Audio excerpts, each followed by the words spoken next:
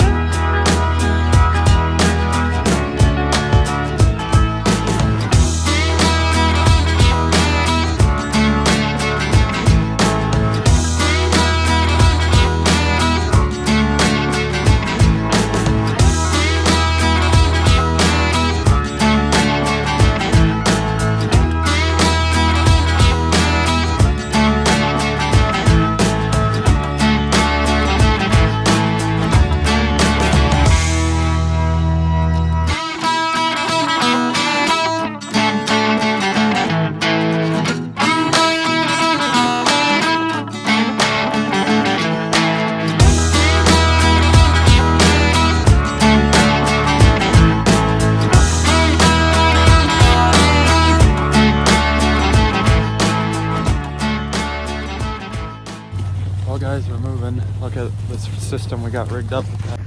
If you can see that blue thing painting off, yeah, that's our tent. It's also painting over to the day one, guys. We got it in the bags, filled ourselves up with some good dinner.